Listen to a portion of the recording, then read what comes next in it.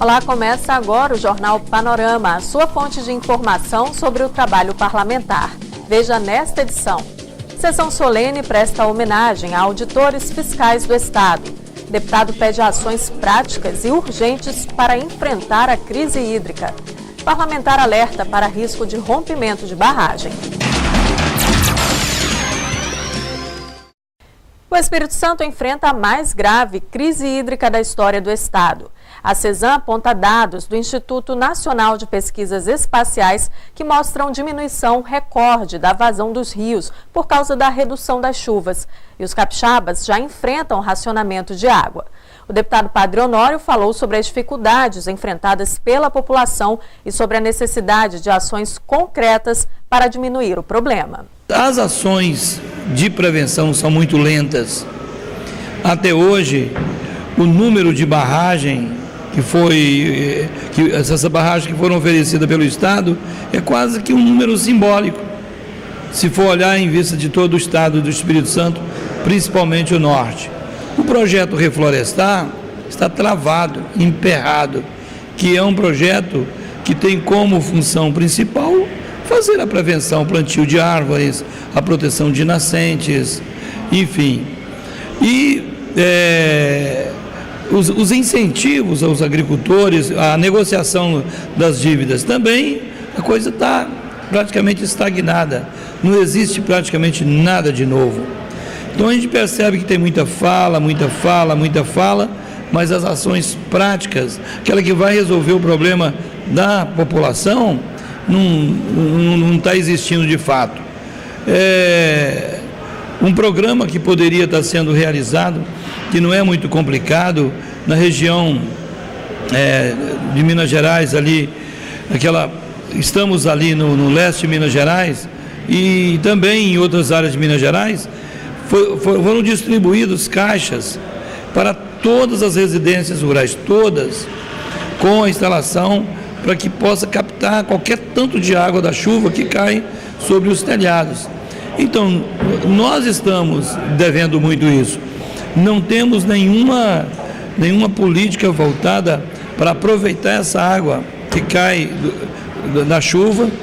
Nós estamos também muito atrasados em relação ao reuso da água que nós utilizamos no banho, nas pias, enfim. E nós estamos discutindo a crise hídrica, mas não estamos. Ao mesmo tempo que se fala, não se faz as ações práticas, nem para a prevenção, que é de curto, médio e longo prazo, e ao mesmo tempo não tem nenhuma ação que possa resolver o problema agora. Tem que salinizar, mas quando? Tem que captar água da chuva, mas quando? Tem que ser utilizado, mas quando? Tem que fazer barragem, mas quando? Quando é que o Estado realmente vai entrar como parceiro para essas ações acontecerem? A população capixaba e também as autoridades públicas esperam por um período de mais chuvas para diminuir a crise hídrica. Mas o deputado Luiz Durão alerta para um outro grave problema que pode ocorrer se as chuvas previstas para outubro forem muito fortes. A preocupação maior agora é com o relatório do IBAMA, acompanhado pelo Ministério Público, que a usina hidrelétrica Risoleta Neves,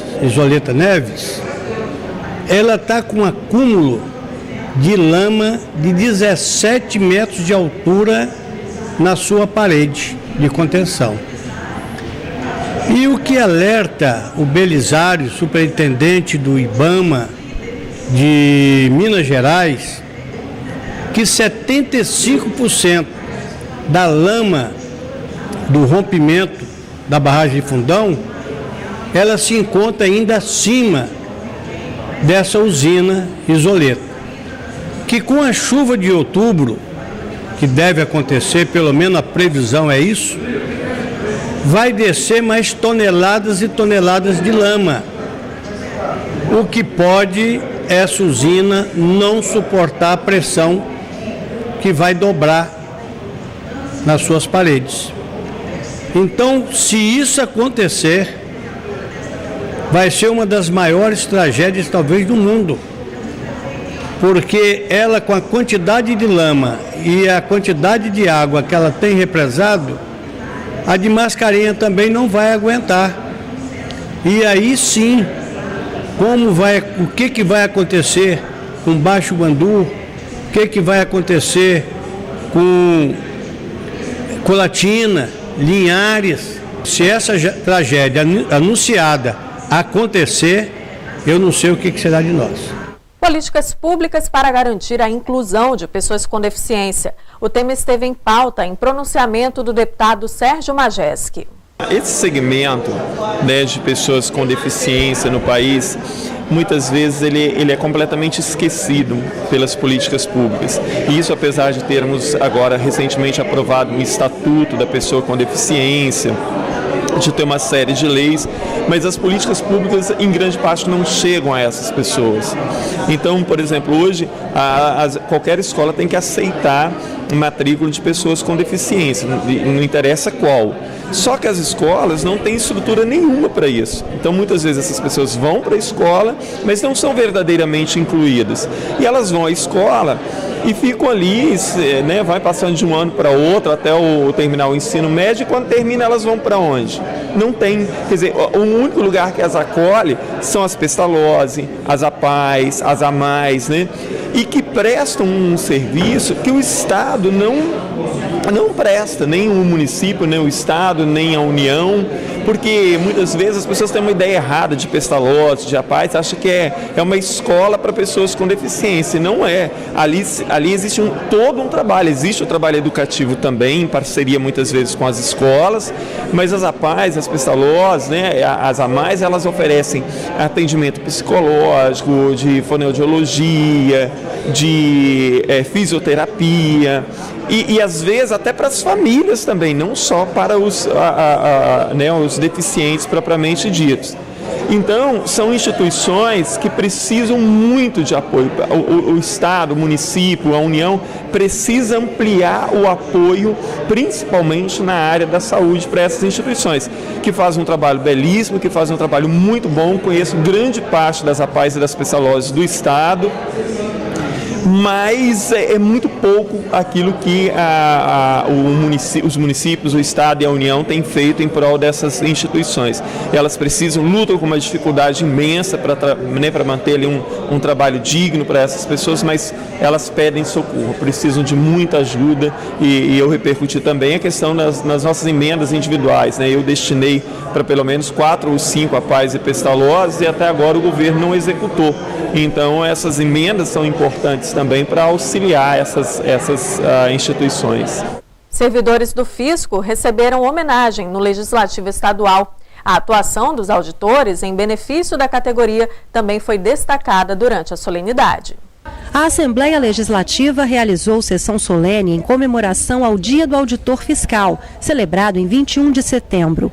44 servidores do Fisco Estadual foram homenageados durante a solenidade, que também foi palco de reivindicações trabalhistas. Os profissionais homenageados renunciaram a cargos de chefia na Secretaria da Fazenda em solidariedade ao movimento da categoria, que luta por melhores salários e condições de trabalho. Os servidores, de um modo geral, não tiveram reposição inflacionária no ano passado e nem esse ano. Então, é por conta disso, esse protesto, essa entrega dos cargos, esse compromisso com a categoria de ninguém assumir esses cargos, é justamente para forçar o governo a valorizar a nossa carreira. A sessão solene foi presidida pela deputada Janete de Sá. Ela destacou a importância das atividades desempenhadas pelos auditores fiscais. Não existe pé de dinheiro. Dinheiro não cai do céu. Aliás, nem chuva está caindo ultimamente. Quanto mais dinheiro. Então, os recursos que garantem todas as políticas públicas, o crescimento do Estado, os serviços que são prestados, o pagamento de toda a máquina pública, inclusive dos servidores, vem exatamente desse recolhimento de tributos que é feito pela ação grandiosa, brilhante e profissional desses servidores, que são os auditores fiscais e auditoras fiscais. Proposta parlamentar poderá obrigar pessoas embriagadas que provoquem acidentes de trânsito a pagar os custos com o atendimento das vítimas do acidente. E você, concorda com essa medida? Esse é o tema do Plenário do Povo de hoje.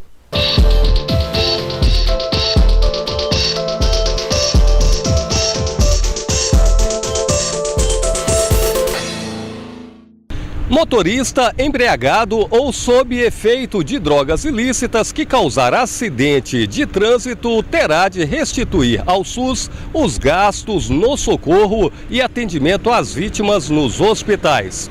É o que prevê projeto de autoria do deputado do PMDB de Goiás, Daniel Vilela, em tramitação na Câmara Federal.